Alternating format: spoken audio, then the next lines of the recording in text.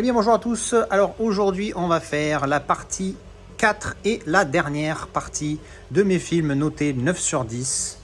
Donc je vous rappelle comment ça fonctionne. En fait je vais sur IMDb, je regarde les films que j'ai notés 9 sur 10, il y en avait je crois 40-50 à peu près.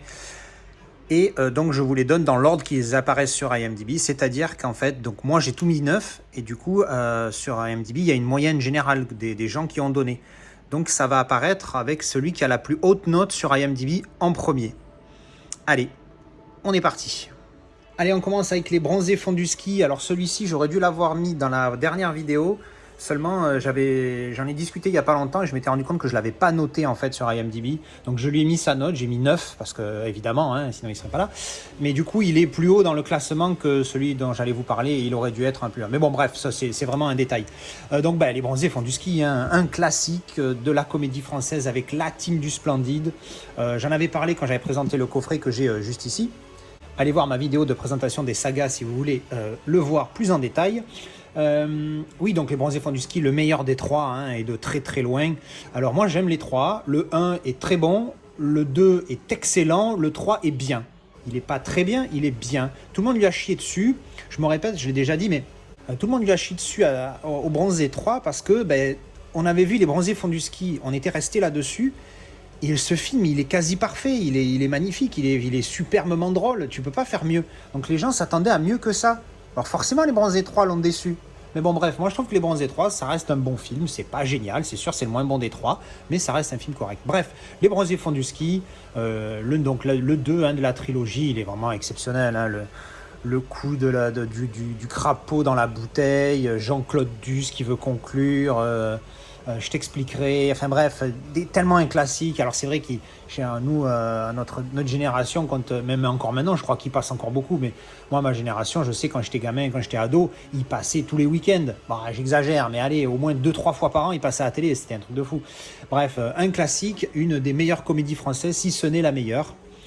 En parlant de ça, je vais faire une petite mention, je crois que je ne l'ai pas noté, mais c'est Les Visiteurs, je pense qu'ils méritent un 9 aussi, mais je ne l'ai pas mis, donc je ne vais pas trop en parler dans cette vidéo, parce qu'il faut que je le revoie, il y a longtemps que je ne l'ai pas vu, il faudrait que je le revoie, et je pense qu'il mérite un 9 de mémoire, mais il faudrait que je le revoie pour être sûr qu'il mérite bien un 9 et qu'il fasse partie de cette vidéo. Mais en tout cas, voilà, mention spéciale, Les Visiteurs reste aussi une excellente comédie française.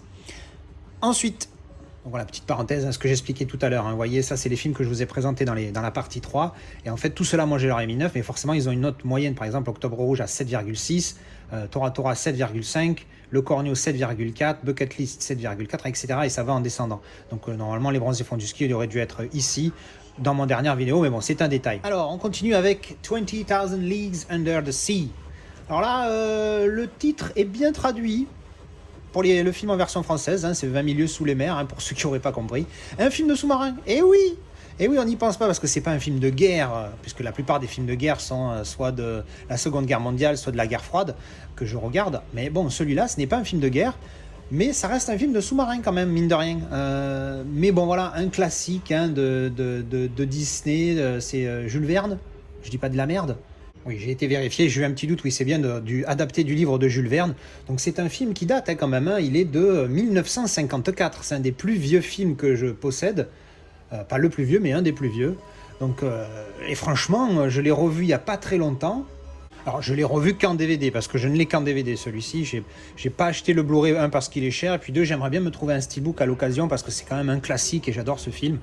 Donc bon, voilà.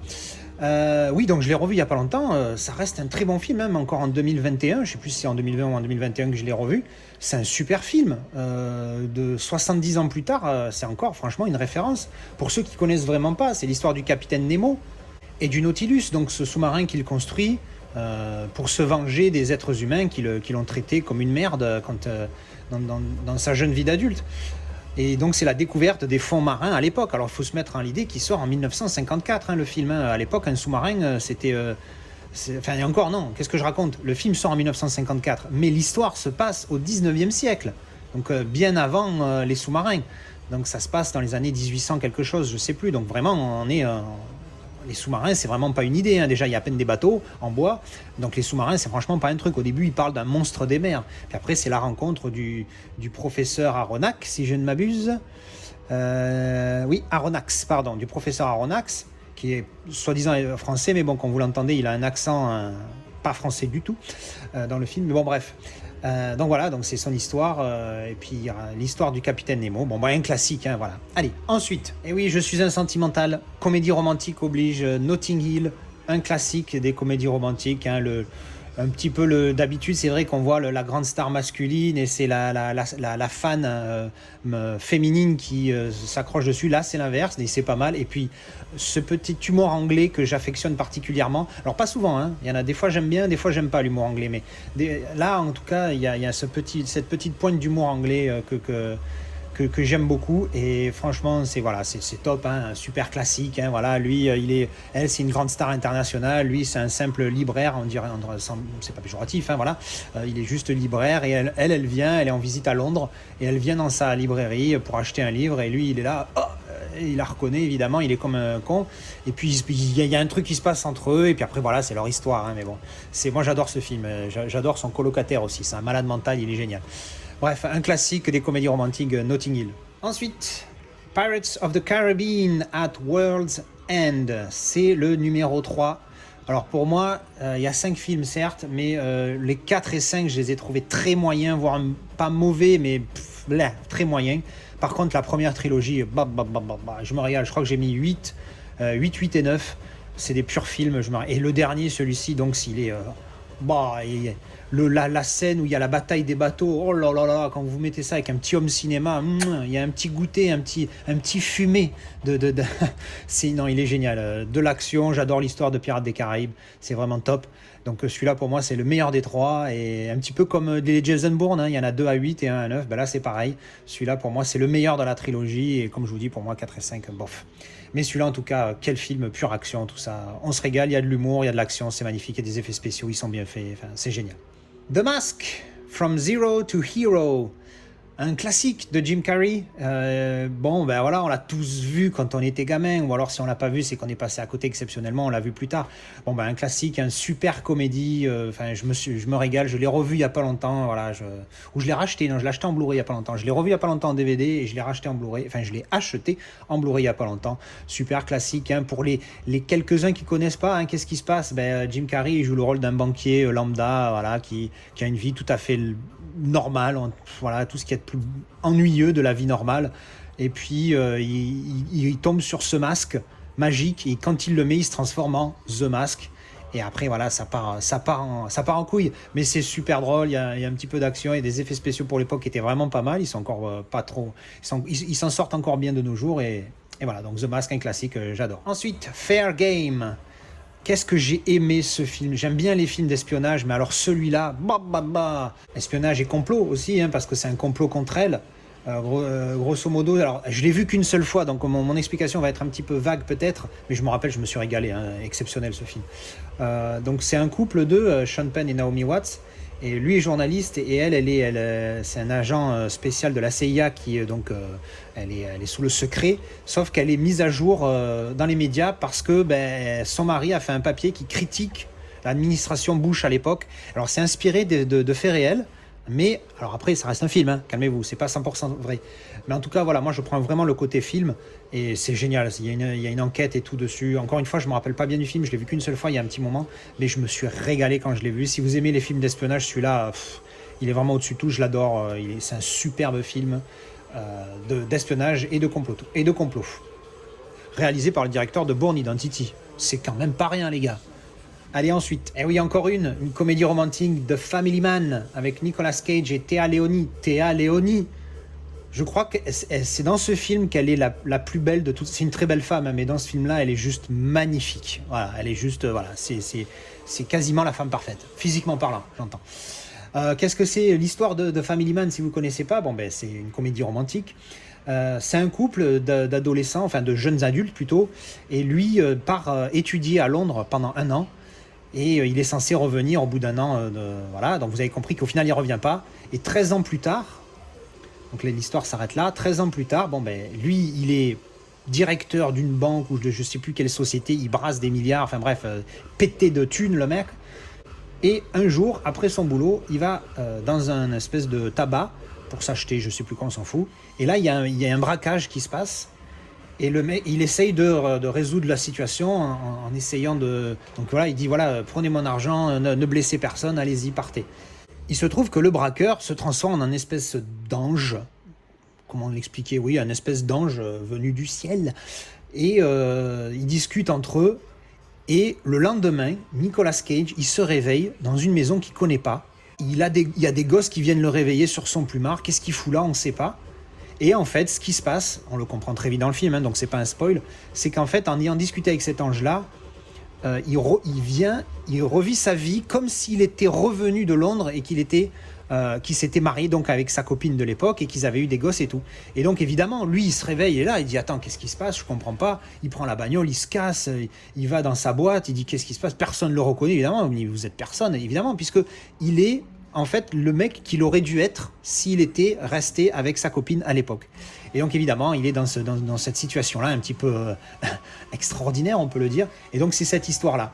Franchement, c'est génial. Moi, j'adore ce film. Je me régale. Et puis, encore une fois, Théa Leoni. Aïe, aïe, aïe, aïe, aïe, mamie. Mais ce film est super drôle. Je crois que c'est mon préféré avec Nicolas Cage. En même temps, c'est pas dur parce qu'il a pas fait que des bons films. Mais voilà, en tout cas, Family Man, je recommande si vous n'avez pas vu. Un super film. Bon, ben, tant qu'on y est, dans les comédies romantiques, on va y rester. Restless. Avec, comment elle s'appelle déjà Mia Wasikowska. Voilà, elle a un nom bizarre. J'ai beaucoup de mal à prononcer son nom. Et Henry Hopper. Alors ce film, pareil, je l'ai vu qu'une fois, donc ne m'en veuillez pas si je suis un petit peu flou dans mes explications. Grosso modo, elle, c'est une adolescente qui est atteinte d'une maladie grave et on sait qu'elle va mourir. Et elle rencontre un mec qui, sa passion, c'est d'aller aux enterrements. Je vous ai fait un beau tableau déjà. Hein. Et en gros, c'est leur histoire d'amour à eux deux. Voilà, j'en dis pas plus parce que, un, je me rappelle plus. Et deux, si j'en dis plus, après, je risque de spoiler. Et ça, j'ai pas du tout envie. Mais c'est un film qui m'a marqué, qui m'a touché énormément quand je l'ai vu. Si je mets 9, c'est pas pour rien, hein, même si je suis chaud au moment du film et que je mets 9. Peut-être au pire, il mérite que 8 une fois que je le reverrai, mais je trouve que c'est un super film.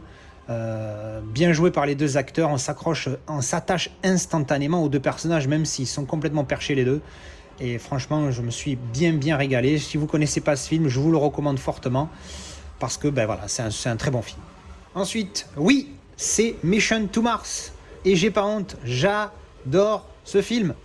Je suis un gros fan de films de l'espace, Armageddon, Deep Impact, enfin tout ce que vous voulez. Il n'y a que 2001 au final où j'ai eu du mal, mais bon, il faudrait que je me le refasse parce que c'est pas possible que tout le monde l'aime autant ce film et moi non, alors que c'est un film de l'espace. Mais bon, bref. Mission to Mars. Mais je comprends pas comment ce film, moi j'ai mis 9 et il a 5,7 sur IMDb. Putain, non mais les gars, je comprends pas. Enfin, après, encore une fois, c'est chacun son goût. C'est apparemment, évidemment, la plupart des gens n'ont pas aimé. Mais moi, j'adore ce film. C'est une histoire qui est toute conne, mais moi, c'est surtout la fin que je raconterai tout à l'heure, mais je préviendrai avant de spoiler, qui m'a tué et qui pour moi passe le film de 7 à 9. Et bon, qu'est-ce qui se passe? En fait, il y a une mission qui va sur Mars, donc, et il perd le contact. Il se rend compte qu'il y a une espèce de grosse montagne qui émet des signaux bizarres. Donc, l'équipe va voir. Et après avoir reporté le fait qu'ils ont découvert des signaux bizarres, ils donnent plus de contact. Et donc, il y a une mission de secours qui est mise en place pour aller secourir les éventuels rescapés de ce qui s'est passé ce jour-là. Et donc, c'est tout le trajet. Donc, il y a le trajet dans le vaisseau spatial. Il leur arrive des merdes sur le trajet, évidemment, sinon il n'y a pas d'histoire. Et là où j'ai vraiment adoré ce film, c'est la conclusion de ce film. Déjà, je trouve qu'il est bien construit au début. C'est pas un grand film, je sais. Peut-être qu'il mérite pas 9, peut-être qu'il mérite que 7 ou 6, ou 8 si on est super gentil. Je sais pas, mais moi, j'ai tellement aimé. Alors, l'histoire, pareil, comme d'habitude, ça, c'est le spoiler. Moi, ce que j'ai aimé dans ce film, c'est donc la fin. Je croise toujours. Parce que la fin, c'est... En fait, on se rend compte qu'au final, sous cette montagne qu'ils ont découverte, il y a un espèce de vaisseau spatial.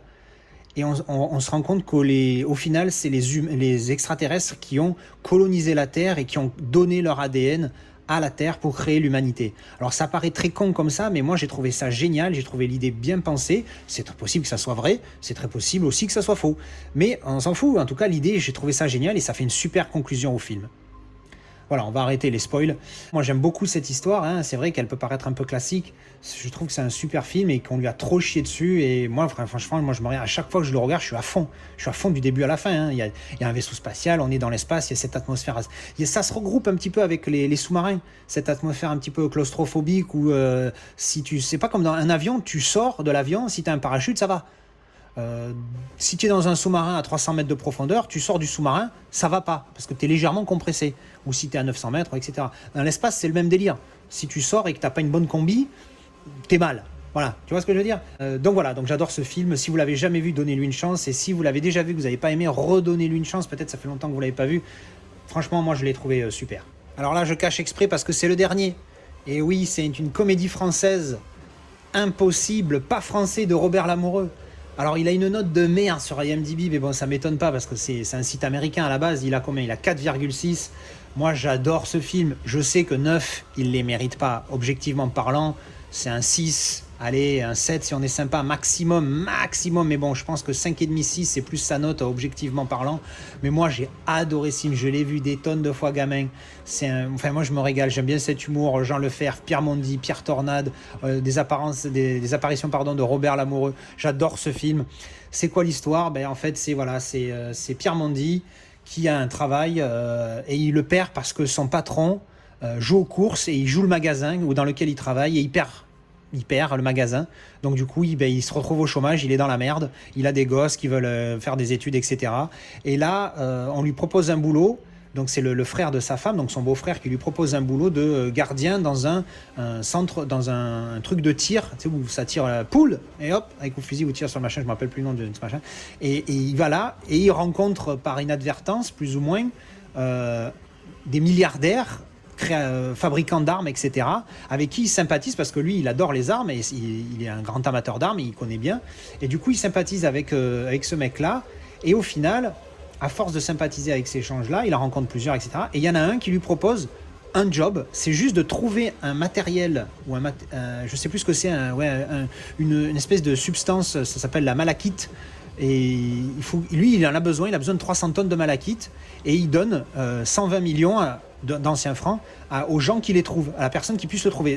Lui, il achète la marchandise, mais il paye la personne qui lui trouvera ça et qui lui transportera au Havre, à Barcelone, au Havre, pardon, pour embarquer pour je ne sais où. Et donc, c'est juste cette histoire-là. Et à un moment donné, donc lui, il a besoin d'argent. Qu'est-ce qu'il fait? Lui, sa femme, son frère, son beau-frère, tout le monde se met là-dessus. Et tout le monde cherche de la malachite pour évidemment encaisser le truc. Finalement, il en trouve. Et après, il y a tout le périple pour l'amener je crois, de Barcelone, là où il y en a, jusqu'au Havre, à la date prévue pour que ça puisse embarquer sur le bateau. Bon, évidemment, il y a des péripéties, tout ça. C'est super. Il n'est pas génial, je sais, ce film. C'est moi, j'ai un attachement. Il me touche, ce film, parce que c'est l'époque. J'ai vu ça gamin, tout ça. Voilà, donc bon, c'est un film que j'aime beaucoup. Si vous l'avez jamais vu, donnez-lui une petite chance. Hein, combien de temps il dure? Il n'est pas long, il fait 1h30. Un petit film sympa de Robert Lamoureux de l'époque. Donnez-lui sa chance. Et donc voilà, ça y est, c'est fini.